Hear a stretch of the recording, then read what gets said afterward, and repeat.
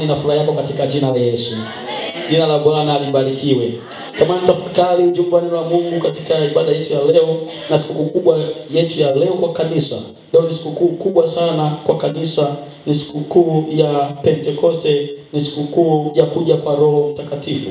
Kwa hiyo maana sikukuu kubwa, kama Wakristo lazima tuwe tayari na tujiandae rohoni kumruhusu huyo Roho wa Bwana, Roho Mtakatifu atawalae maisha yetu, akatawale katika mioyo yetu. Bwana Yesu asifiwe sana. Bwana Yesu asifiwe sana.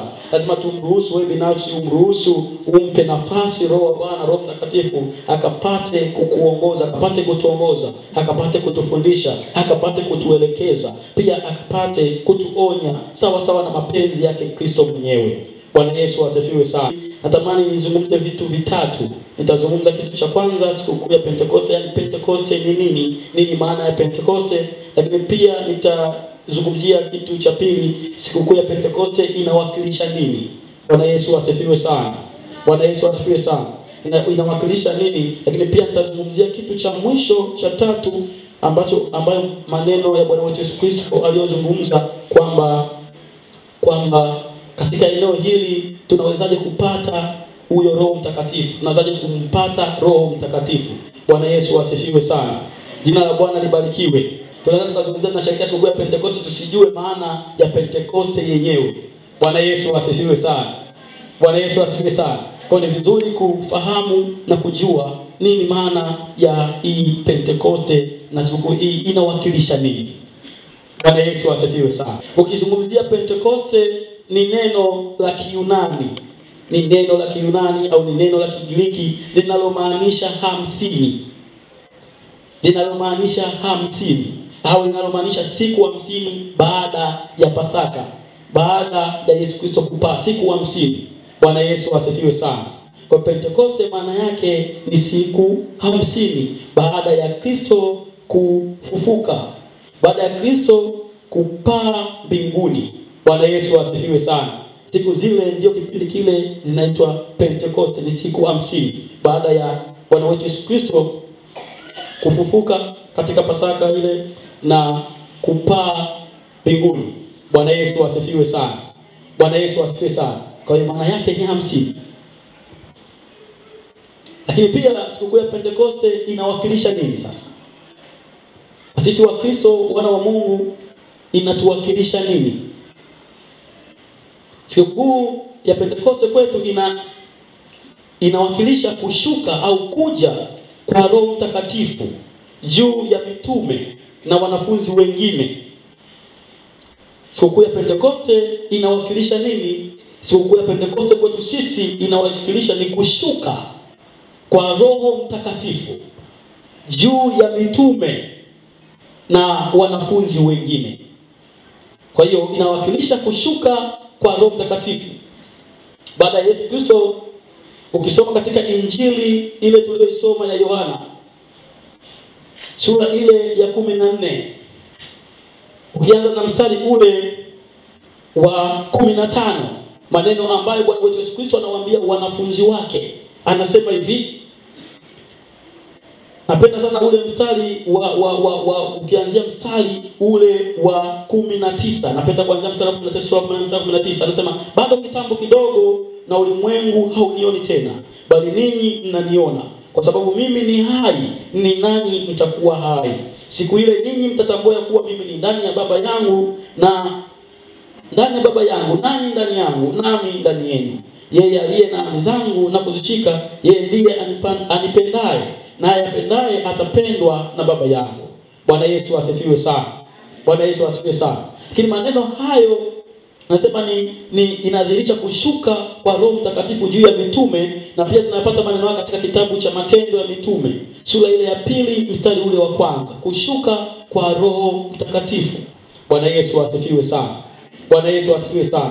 Maneno haya Bwana wetu Yesu Kristo kusoma katika Injili ya Yohana sura 14 mwanzoni kabisa anawaambia msitoke hapa Yerusalemu mpaka mtakapojazwa, mpaka mtakapopokea nguvu. Msitoke. Anawaambia wanafunzi wake na anawaambia wale mitume, anawaambia msitoke mpaka mtakapopokea nguvu hiyo. Bwana Yesu asifiwe sana. baada ya Bwana wetu Yesu Kristo kupaa kwenda mbinguni. Kwa hiyo baada ya siku 50 tangu kupaa, baada ya kupaa, ndani ya siku 50 akashuka tena. Ndio siku ya Pentekoste anashuka, anawashukia hawa mitume na wanafunzi wengine. Na sababu aliyotaka kurudi kwao kwanza ni kuwajaza nguvu. Bwana Yesu asifiwe sana. Wawe na ujasiri ya kulihubiri neno la Mungu. Wasiwe na uoga, lakini pia waeneze habari za ufalme wa Yesu Kristo ulimwenguni mote.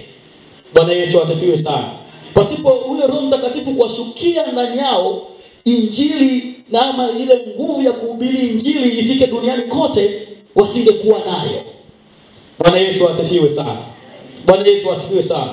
Kwa hiyo aliwaambia msitoke, bakini hapa. Kwa hiyo walisubiri ile ahadi, walisubiri na walikuwa hawakusubiri tu hivi hivi eti wanakaa wanasubiri. Hapana. Walikuwa wanakaa katika sala. Walikuwa wanakusanyika katika sala, katika maombi, katika fellowship kwa pamoja. Bwana Yesu asifiwe sana.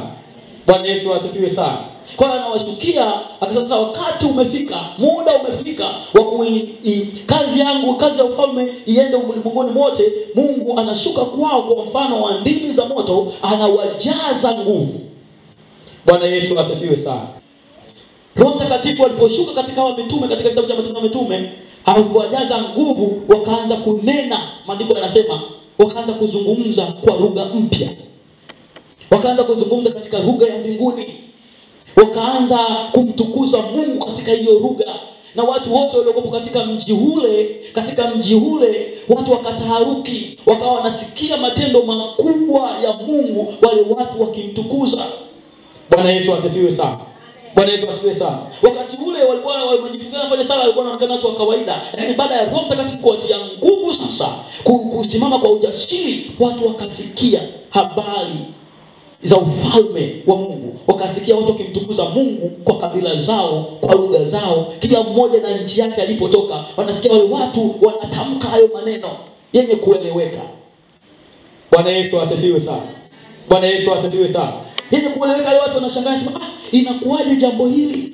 Hao watu sio Waebrania, wanazungumzaje, wanamtukuzaje Mungu katika lugha ya kwetu sisi, inakuwaje? Wanajiuliza. Lakini sababu Mungu Roho Mtakatifu anataka injili ya Yesu Kristo ienee ulimwenguni, akawajaza wale watumishi wa Mungu, hata wale waliokuwepo mataifa mengine wasikie habari za Yesu Mwokozi. Bwana Yesu asifiwe sana. Bwana Yesu asifiwe sana.